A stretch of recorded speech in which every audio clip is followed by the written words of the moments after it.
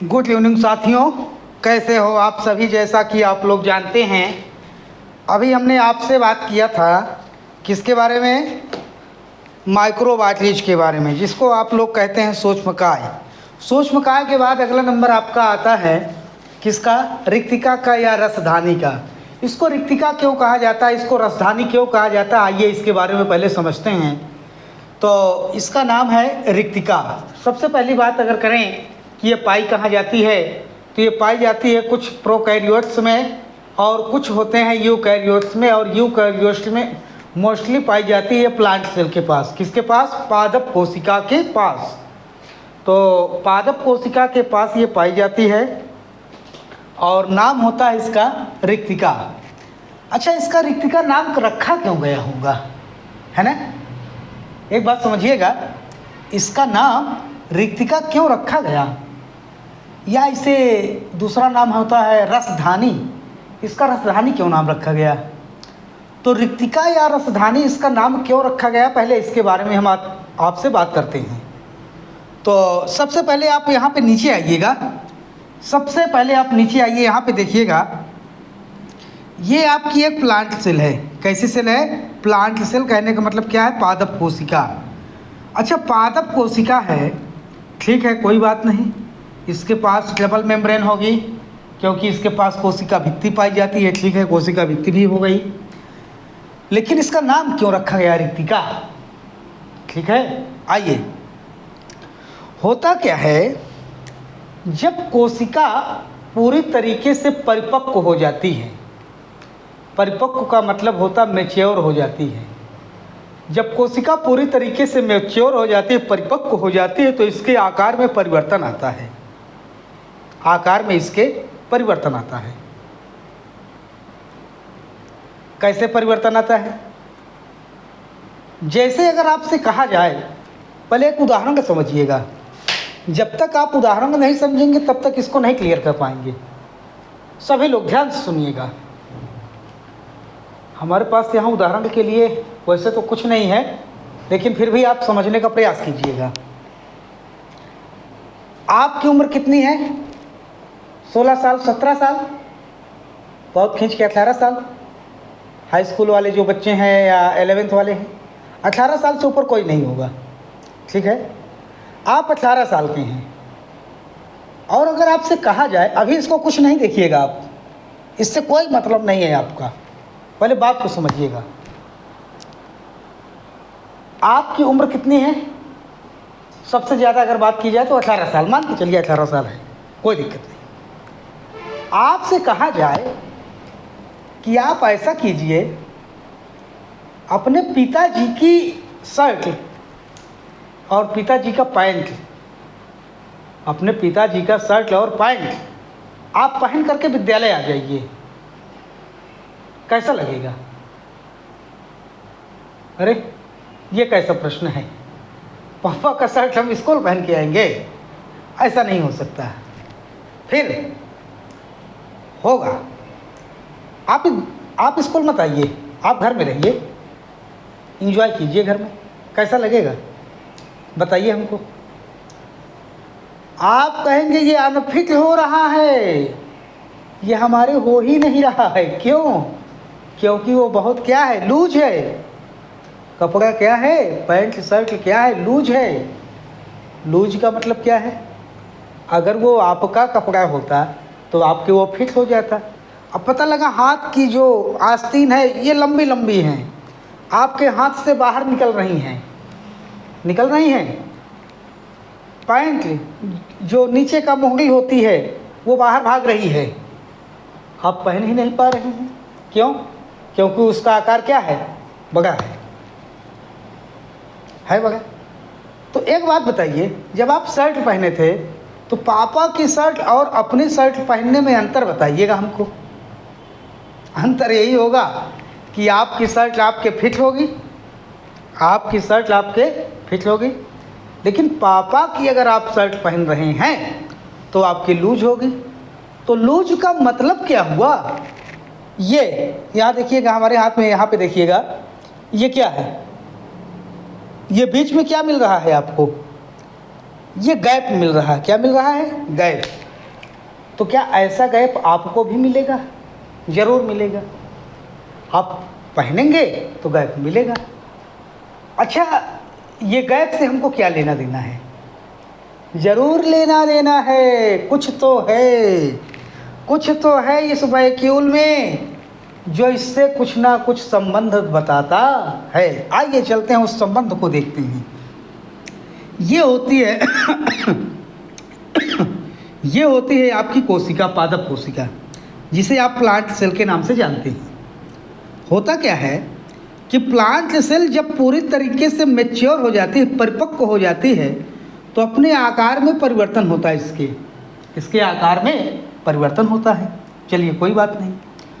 तो अभी आप जो कंडीशन इसकी देख रहे हैं, इसमें ये देख रहे हैं कि ये इसका पूरी तरीके से साइटोप्लाज्म भरा हुआ है। क्या भरा हुआ है? साइटोप्लाज्म भरा हुआ है। ठीक है, लेकिन एक बात ये बताइए, मान करके चलिए कि ये मैच्योरिटी होने के बाद, मैच्योरिटी आने के बाद इसकी साइज में परिवर्तन आएगा। कोई बात नहीं, परिवर्तन आएगा। ठीक है, मान गए परिवर्तन आएगा।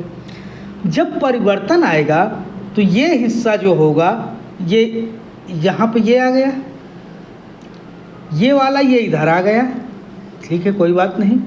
ये सारे सब कुछ जितने भी सेल वॉल और सेल मेम्ब्रेन हैं, ये सब यहाँ पहुँच गए।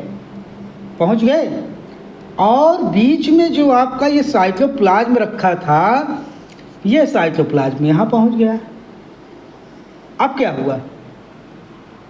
हो क्या रहा है ये तो देखो। इसमें हो ये रहा है कि साइटोप्लाज्म ने अपना जगह पकड़ लिया है, लेकिन फिर भी साइटोप्लाज्म यहाँ भरा होने के बावजूद भी यहाँ पर कुछ स्पेस बच रहा है। आप देखिएगा ध्यान से और समझने की कोशिश कीजिएगा। ये क्या है? ये यहाँ पर खाली जगह पड़ी हुई है।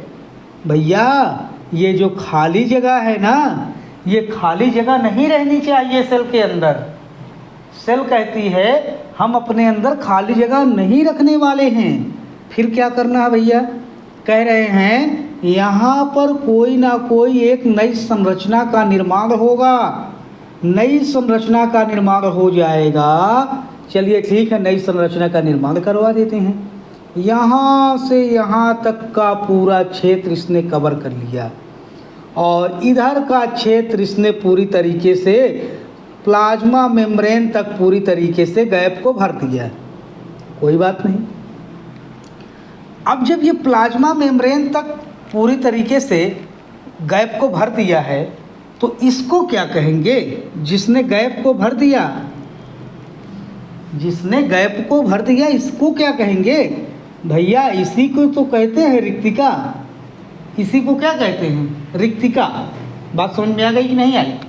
फिर से देखिए, कोई जल्दीबाजी नहीं है, ध्यान से समझिएगा। ठीक है, एक बार फिर से समझिए। ये आपकी क्या थी? सेल थी। ये इसमें पूरी तरीके से साइटोप्लाज्म भरा था। इसमें सेल ऑर्गन से सब कुछ थे, आप जानते हैं, कोई दिक्कत नहीं है। अब हुआ क्या? इसने अपनी ग्रोथ किया। मैच्योरिटी होने के बाद इसने अपने आकार में परिवर्तन किया। जब इसने अपने आकार में परिवर्तन किया तो आकार इसका यूँ हो गया ये, लेकिन इसका साइटोप्लाज्म तो यहीं तक रह गया। साइटोप्लाज्म और सेल ऑर्गन तो यहीं तक रह गए। अब हुआ क्या?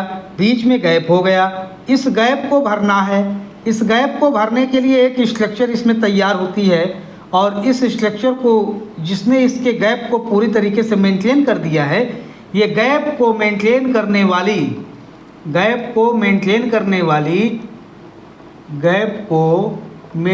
करने वाली या भरने वाली संरचना को कहा जाता है रसधानी। क्या कहा जाता है? रसधानी या रिक्तिका कहा जाता है। तो सबसे पहले आपको ये समझाया गया कि ये रिक्तिका कैसे बनती है। कैसे बनती है ये देखिए, ये इस प्रकार से तैयार हो रही है।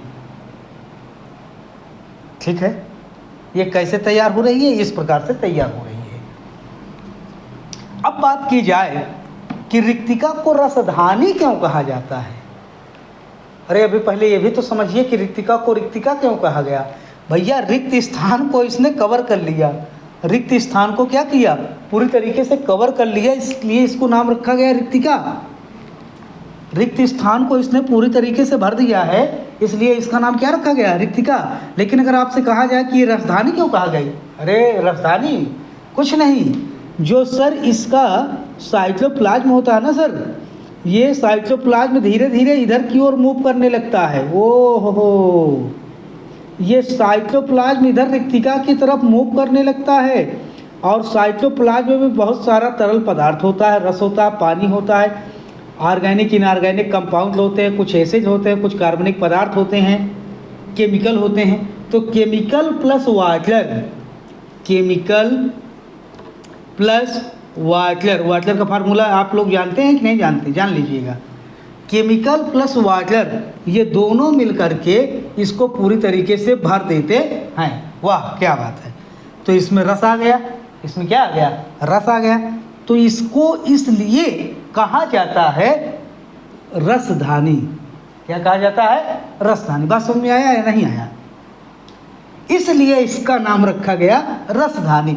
रिक्त स्थान को इसने कवर किया, इसलिए इसका नाम रखा गया रिक्तिका। और इसकी इंग्लिश होती है वैक्यूल। बोलो इतनी दूर तक का ये क्लियर हुआ कि नहीं हुआ। अगर ना क्लियर होगा ना तो 2 से 3 बार आप देखेंगे तो ज़रूर क्लियर होगा, ये उम्मीद है। लेकिन हम मन लगा के देखेंगे, ठीक है, मन लगा करके इसको समझेंगे तो आएगा, हम मन ही नहीं लगाएंगे तो कहाँ से आ जाएगा। चलिए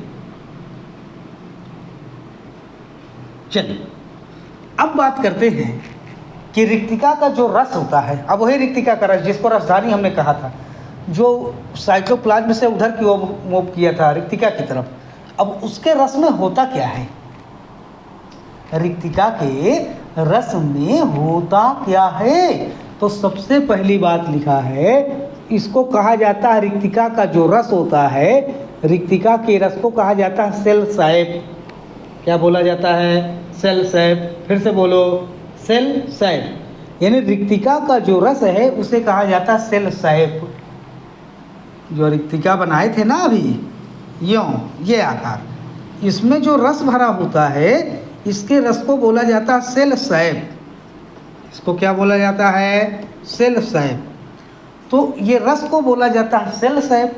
अब ये कह रहा है कि सेल सैप मेड इन बना होता है किसका, सल्फेट, फास्फेट, नाइट्रेट और क्या है, क्लोराइड।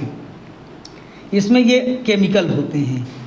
क्या क्या हो गया, सल्फेट, फिर क्या है फास्फेट, फिर क्या है नाइट्रेट NO3, फिर क्या है क्लोराइड Cl।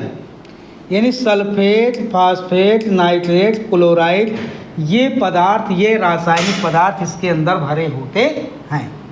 फिर इसके अलावा और क्या है, कार्बोहाइड्रेट CHO, कार्बोहाइड्रेट CHO से हम दर्शाते हैं कार्बोहाइड्रेट को, याद रखिएगा।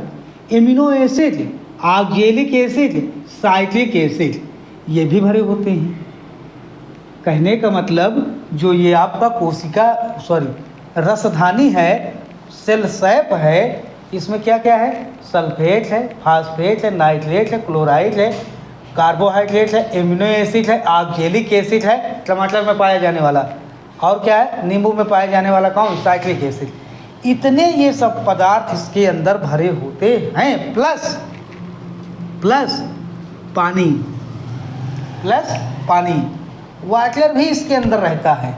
अब मज़े की बात समझिएगा, बहुत अच्छा कॉन्सेप्ट है और मैं कह रहा हूँ यहाँ से ये कॉन्सेप्ट आपको लाइफ टाइम के लिए फुर्सत हो जाएंगे आप।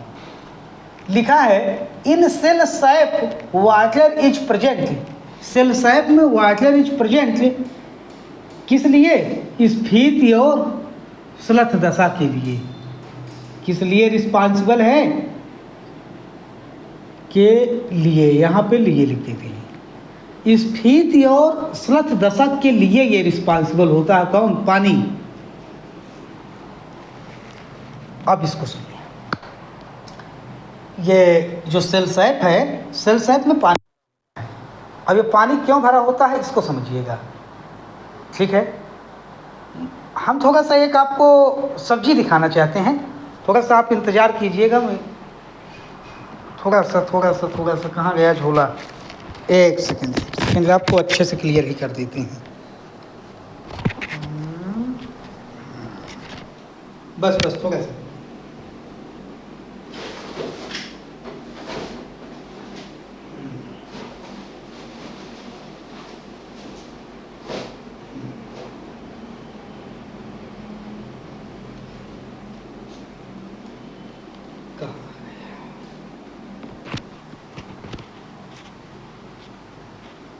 बस आप घबराइएगा नहीं, बस हम आ चुके हैं सब्जी लेके और इसमें हम आपको तुरंत बताएंगे, ठीक है।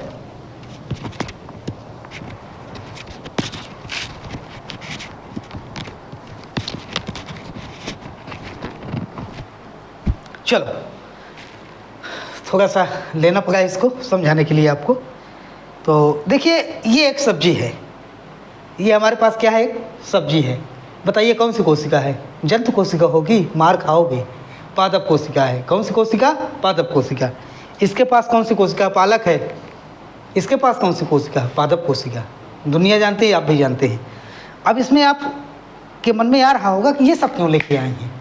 अरे ज़रूरी है, समझाना है आपको। क्या समझाना है? स्फीति दशा। क्या होती है स्फीति दशा? सुनिएगा ध्यान से। जब कोशिका के अंदर, कहाँ? कोशिका के अंदर, जब कोशिका के अंदर cell sap plus cytoplasm, cell sap cytoplasm दोनों पूरी तरीके से फुल्ली भरे होते हैं, पूरा फुल होता है, कहीं भी जगह नहीं होती है, तो उस दशा को कहते हैं कोशिका की स्फीति दशा। क्लर्जिटली बोलते हैं। क्या बोलते हैं? क्लर्जिटली या क्लर्जिट स्टेज बोला जाता है। क्लर्जिट स्टेज या स्फीति दशा, स्फीति अवस्था बोला जाता है। कब? जब कोशिका के अंदर सेल सैप में यानी रिक्तिका जो होती है, रिक्तिका का रस प्लस साइटोप्लाज्म पूरी तरीके से फुल भरा होता है, तो उसको कहा जाता है कोशिका किस दशा में है? स्फीति दशा में है।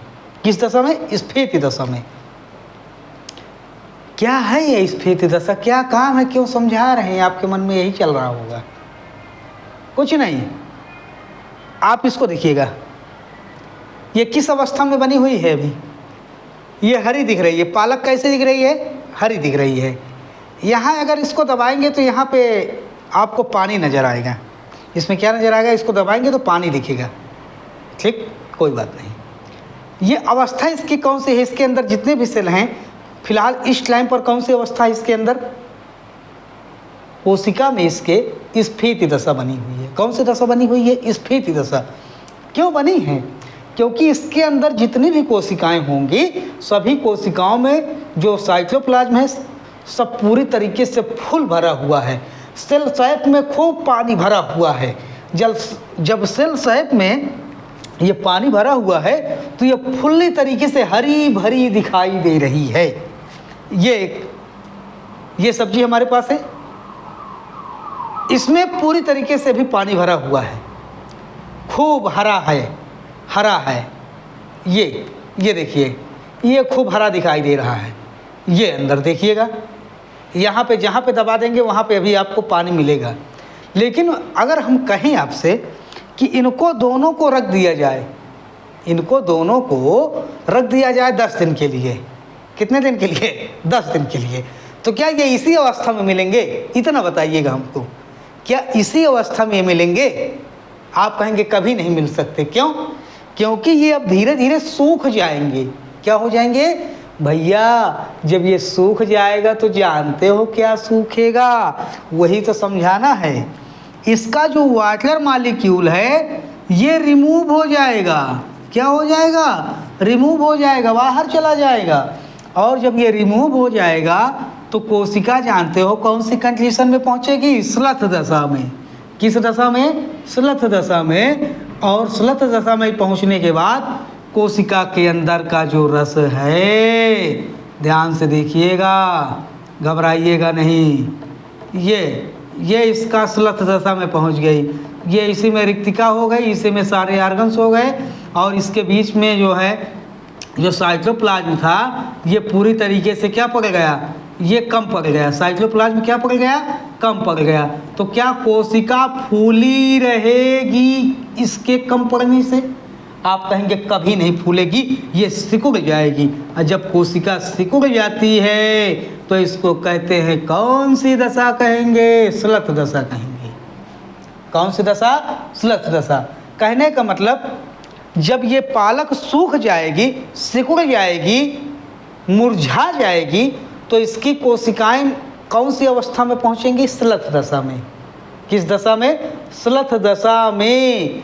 जितनी भी कोशिकाएं होती हैं उनका जो वाटर मॉलिक्यूल होता है वो रिमूव हो जाता है और वो फूलने के बजाय सिकुड़ जाती हैं, और जब सिकुड़ जाती हैं तो इस अवस्था को स्लथ या फ्लैसिड स्टेज कहा जाता है।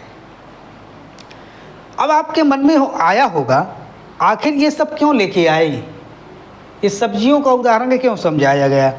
इसलिए समझाया गया क्योंकि प्लांट सेल इनमें भी पाई जाती है। अब प्लांट सेल की हम चर्चा भी कर रहे हैं, तो प्लांट सेल का उदाहरण हमको मिल गया, हमने आपको समझा दिया। अब एक आपके मन में आ रहा होगा, ये रहा होगा कि जो गर्मी के दिन होते हैं या कोई भी मौसम हो, बारिश में तो खैर ज़्यादा नहीं, लेकिन गर्मी के दिनों में ज़्यादातर आप लोगों ने देखा होगा जो सब्जी वाले भैया लोग होते हैं, सब्जी वाले भैया लोग क्या करते हैं, सब्जी में पानी छिड़कते रहते हैं, उसमें गीला गीला बोरा रख देते हैं, बोरा भिगो के उसमें डालते रहते हैं। खीरा है, सब्जी है, जितनी भी हरी सब्जियां हैं, क्या है, पानी क्यों डालते हैं, क्यों, आखिर क्यों डाला जा रहा है? इसलिए डाला जाता है कि उनकी जो सब्जियां हैं ना वो हरी और ताज़ी दिखाई दें, हरी और ताज़ी दिखाई दें। क्या वो भैया लोग से आप पूछोगे क्या कि कोशिका को स्थिति दशा में बनाए रखने के लिए आप पानी डाल रहे हैं? कभी नहीं पूछोगे। भैया को नहीं मालूम है कोशिका किस दशा में बनी रहे, भैया को ये मालूम है कि पानी डालेंगे तो ये हरी बनी रहेगी। आई बात समझ में? बात समझ में आ गई? तो एक कॉन्सेप्ट ये भी निकल आया है आपका, निकल आया ना। जैसे कभी पूछा जाए आपसे कि क्या कारण है कि गर्मियों में जो सब्जी वाले लोग होते हैं, सब्जी बेचने वाले, वो सब्जियों में पानी डालते रहते हैं, क्यों? तो उन सब्जियों में पानी इसलिए डालते हैं कि क्योंकि सब्जियां होती हैं प्लांट सेल से बनी हैं, और प्लांट सेल में जो कोशिका द्रव्य है और सेल सैप है ये पूरी तरीके से फुल्ली होना चाहिए। और जब क्लर्जिड अवस्था में ये कोशिका को बनाएगा तब सब्जी हरी भरी बनी रहेगी। क्लर्जिड अवस्था से स्लथ दशा यानी फ्लैसिड अवस्था में आएगी तो वो सिकुड़ने लगेगी, और जब सिकुड़ने लगेगी तो वो सूखने लगेगी। आई बात समझ में? तो कोशिका को फूली दशा में, फूली हुई दशा में, इस क्लर्जिड अवस्था में, स्फीत दशा में बनाने का काम कौन करता है? बनाने का काम ये रिक्तिका रस करता है, रिक्तिका रस करता। ध्यान दीजिएगा इसको, जो रिक्तिका रस है हमने कहीं लिखा था, ये है in cell sap water is present, in cell sap में वाटर इज प्रेजेंट। किस लिए? स्फीति और फ्लैसिड के लिए।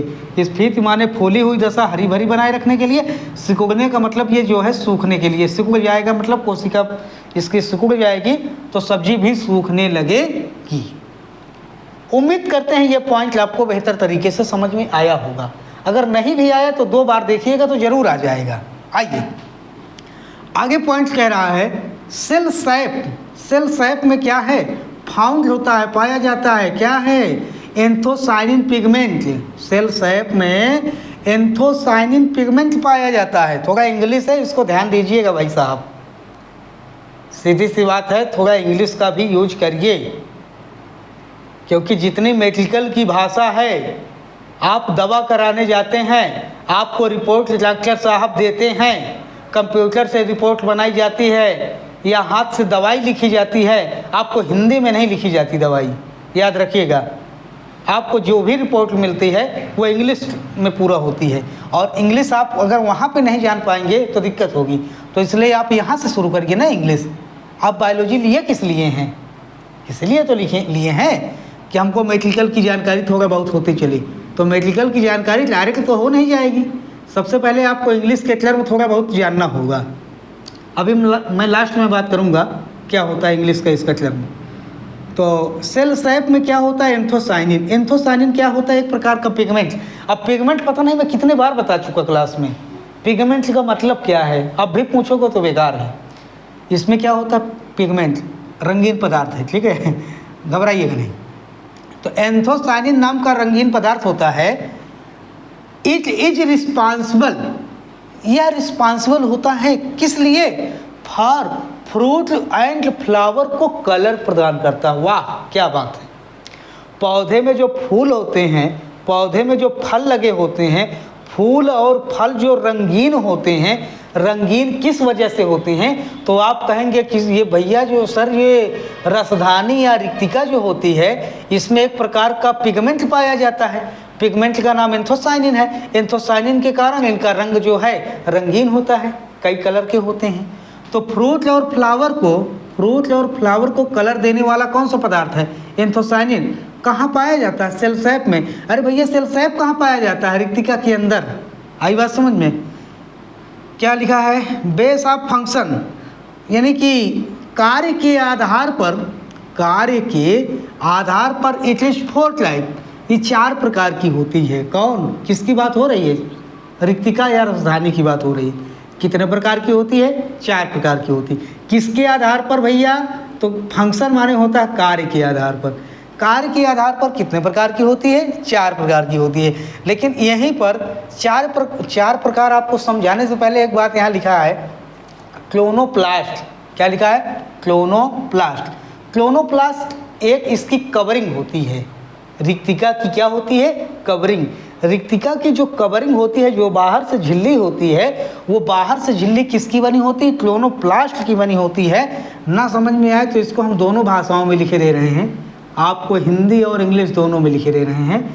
और एक बात और बता दे रहे हैं, इसकी हिंदी न ढूंढने लगना कहीं, क्लोनोप्लास्ट, क्योंकि आप लोग बहुत महान हैं, आप इसको गूगल में ढूंढने लगते हैं कि इसकी हिंदी क्या होगी, क्लोनोप्लास्ट, ठीक है। क्लोनोप्लास्ट की इसकी झिल्ली बनी होती है, किसकी? रिक्तिका की। मान लीजिए ऑप्शन में आ जाए, ऑप्शनल क्वेश्चन दे दे कि क्लोनोप्लास्ट की झिल्ली किसके ऊपर होती है या किसमें क्लोनोप्लास्ट झिल्ली पाई जाती है, किसका संबंध है? पहला दे दिया जाए केंद्रक, अंतःप्रतोबीजालिका, गाल्जी काय, रिक्तिका। क्या लगाओगे? अभी तो आप सब बता रहे हो क्लोनोप्लास्ट लगाएंगे, लेकिन बाद में दिक्कत होगी, तो याद रखिएगा, ठीक। क्लोनोप्लास्ट की झिल्ली किसके ऊपर होती है? रिक्तिका या रसधानी के ऊपर होती है। आइए, बेस ऑफ फंक्शन, कार्यों के आधार पर इट इज 4 टाइप। रिक्तिका कितने प्रकार की होती है? 4 प्रकार की होती है। आइए इसके चारों प्रकार को बढ़िया से देखते हैं, और उम्मीद है आपको चारों प्रकार हमने बताए भी हैं, प्रकार नहीं बताए, इनके चारों को कार्य कहीं ना कहीं बताए होंगे, ये पक्का पता है हमको। पहला क्या है? सेल सैप, नहीं सैप वैक्यूल। सैप वैक्यूल जो होता है इसको बोला जाता है रसधानी। क्या बोला जाता है? रसधानी। जो रसधानी होता है इसको बोला जाता है, ये करती क्या है? पोषक तत्व खनिज लवण का संचय सांद्रण करती है। पोषक पदार्थ जो होते हैं, पोषक पदार्थों को इकट्ठा करती है, खनिज लवण का इकट्ठा करती है, इकट्ठा करने के बाद उनको कंसंट्रेट करती है। कंसंट्रेट क्या होता है? गाढ़ा करती है। पोषक तत्वों को, खनिज लवण को संचय, संचय माने स्टोर, संचय माने store, and concentration, concentration, concentration करती है। कंसंट्रेशन का मतलब होता है इसको गाढ़ा बनाती है। खनिज लवण पोषक तत्वों को इकट्ठा तो कर लिया, इकट्ठा करने के बाद उसका सांद्रण गाढ़ा बनाती है, सांद्र बनाती है उसको, तो इसको कहा जाता है रसधानी, सेप वैक्यूल। दूसरा है कंट्रेक्टाइल वैक्यूल। अब इसका नाम सुनते ही आप उछल पड़ेंगे, ये क्या है कंट्रेक्टाइल वैक्यूल? याद करो, याद करो, बहुत मार खाओगे। प्रोटिस्टा समझाया, प्रोटोजोआ समझाया, अमीबा समझाया, अमीबा में कंट्रेक्टाइल वैक्यूल्स बताया, संकुचनशील धानी। भूल जाओ, भूल जाओ, क्या करोगे याद करके? देखो, जो संकुचनशील धानी है, आपको बताया था ना कि ये उत्सर्जन क्रिया के लिए उत्तरदायी होती है, बताया था, भूल जाओ। गैसियस एक्सचेंज, गैसियस एक्सचेंज का मतलब हमने बताया था कि जो अमीबा होता है, अमीबा में डिफ्यूजन प्रोसेस द्वारा गैसियस एक्सचेंज होता है। विसर्ग क्रिया द्वारा कार्बन डाइऑक्साइड और ऑक्सीजन का एक्सचेंज होता है। तो उस एक्सचेंज करने के लिए, गैसियस एक्सचेंज के लिए कौन रिस्पॉन्सिबल है? कंट्रेक्टाइल वैक्यूल्स रिस्पॉन्सिबल है। इसे संकुचनशील धानी कहा जाता है। दूसरी बात, उत्सर्जन क्रिया के लिए हमने ये भी बताया था कि जिस प्रकार से मनुष्य के पास किडनी होती है, उसी प्रकार से किडनी के समान अमीबा के पास एक उत्सर्जन तंत्र अंग है, जिसका नाम क्या है? उत्सर्जी अंग का नाम कंट्रेक्टाइल वैक्यूल्स है। आपको अमीबा में समझाया था। अब एक काम करो, आपको नहीं याद आ रहा, उठा के अमीबा पहले देख लो, ठीक है ना? देखो, ऐसे ही आपकी बायोलॉजी तैयार होगी। जब आपको नया शब्द कोई मिलेगा, कहोगे अरे ये तो हमको कभी बताया ही नहीं है, आपने कभी बताया नहीं। अरे भैया, एक बार कॉपी तो देखो, जाके चले जाइए आप, प्रोटिस्टा और प्रोटोजोआ जहाँ पे लिखा है वहाँ पे उसके कैरेक्टर में जाइए, जरूर मिलेगा। ना मिले तो फिर हमको बताइएगा कल आप, ठीक है? कैसे नहीं मिलेगा, समझाया गया है भैया इसको। तो कंट्रेक्टाइल वैक्यूल जो होती है, उत्सर्जन और गैसियस एक्सचेंज का काम करती है। दूसरा क्या है? Air vacuole. एयर वैक्यूल लिखा है प्रोकैरियोटिक मेटाबॉलिक गैसेस। जो प्रोकैरियोटिक कोशिका होती है, ये प्रोकैरियोटिक में पाई जाती है। इसको कहते हैं वायु रिक्तिकाएँ, वायु रिक्तिकाएँ या वायु रिक्तिका, एयर वैक्यूल। ये प्रोकैरियोटिक कोशिका में होती है और करती क्या है? मेटाबॉलिक प्रोसेस करती है, उपापचय का क्रिया करती है, गैसों का उपापचय होता है इसके पास। इसके अलावा अगर बात की जाए, ये जीवधारियों को या प्लांट को तैरने में मदद करती है। एयर वैक्यूल क्या करती है? इनको तैरने में मदद करती है। प्रोकैरियोट्स में बहुत से जीवधारी आते हैं, तो उनको क्या करते हैं? ये तैरने में मदद करती है। प्रोकैरियोटिक में आपको जो है बैक्टीरिया मिला है, नीली हरी शैवाल मिली है, तो इनको प्लवन माने तैरने में ये सहायता करती है। एयर वैक्यूल, इसमें हवा भरी होती है। क्या भरी होती है? हवा भरी होती है। और अच्छा, ये 9th में बताए थे, ठीक है, कोई बात नहीं। तो हवा भरी होती है जिससे ये तैरने में सहायता करती है। अगला होता है फूड वैक्यूल। अगला क्या है? Food vacuole. फूड वैक्यूल क्या खाद्यधानी है क्या? हाँ जी, खाद्यधानी है। अच्छा, खाद्यधानी तो हम सुने हैं। कहाँ सुने हो भैया? खाद्यधानी आप सुने थे जब आपको प्रोटिस्टा या प्रोटोजोआ समझाया गया था, वहाँ पे बताया गया था कि ये फूड वैक्यूल होती हैं, इसमें भोज्य पदार्थ भरा होता है और भोज्य पदार्थ का डाइजेशन भी यहीं पे होता है। याद है? भूल जाओ, हमको क्या करना है। ये लो, अमीबा बताए थे, ये न्यूक्लियस है, ये इसकी खाद्यधानी है, ये इसकी क्या है? खाद्यधानी है। और ये क्या है? ये याद करो, ये ऐसे करके बताए थे। अगर जिन लोगों ने क्लास लिया होगा समझ में आ गया उनको। इसको हमने बोला था आपको संकुचनशील धानी, इसी को तो कहा गया था संकुचनशील धानी। इंग्लिश में बताया था कंट्रेक्टाइल वैक्यूल्स, तो वही तो ये लिखा है कंट्रेक्टाइल वैक्यूल्स, अमीबा के पास हो गए। ये क्या होती हैं? इनको कहा जाता है फूड वैक्यूल। तो फूड वैक्यूल जो होती हैं, इसमें बहुत सारा फूड मटेरियल भरा होता है। और फूड मटेरियल को, अच्छी बात तो ये है कि फूड मटेरियल को पचाने वाले रस, फूड मटेरियल को पचाने वाला जो ये रस होता है, पाचक रस इसको कहते हैं। क्या कहते हैं इसको? पाचक रस। तो फूड मटेरियल को पचाने वाला जो पाचक रस है, इसी खाद्यधानी के पास या फूड वैक्यूल्स के पास पाया जाता है।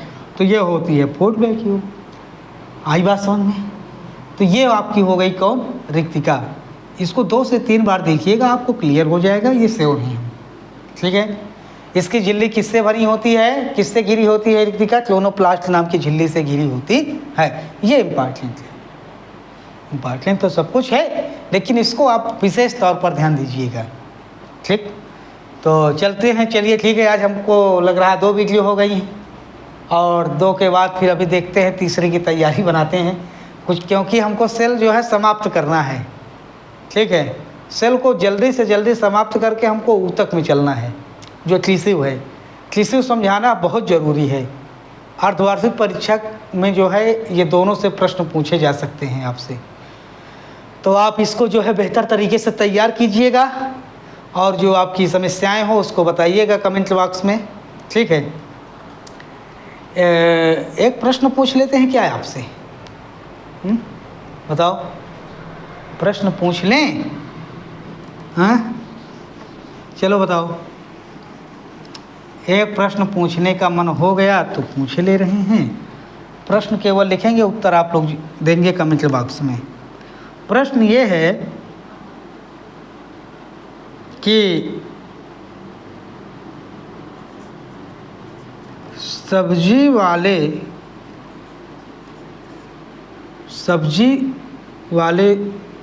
दुकानदार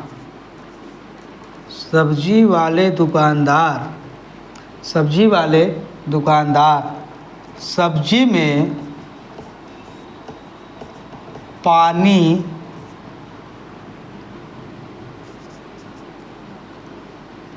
पानी क्यों छिड़कते हैं? कर लेंगे। सब्जी वाले दुकानदार सब्जी में पानी क्यों छिड़कते हैं? कमेंट बॉक्स में कर दीजिएगा, या तो अपनी कॉपी में लिख दीजिएगा। हमको एक बार दिखा तो दीजिएगा क्लास में। इतना तो कर सकते हो ना, समझोगे तो करोगे, नहीं समझोगे तो कुछ नहीं कर पाओगे। ठीक है ना, इसलिए पहले इसको पूरी तरीके से समझिए, फिर इसका उत्तर बेहतर तरीके से दीजिए। ठीक है, तो चलते हैं। आज के लिए इतना ही। धन्यवाद। जय हिंद, जय भारत।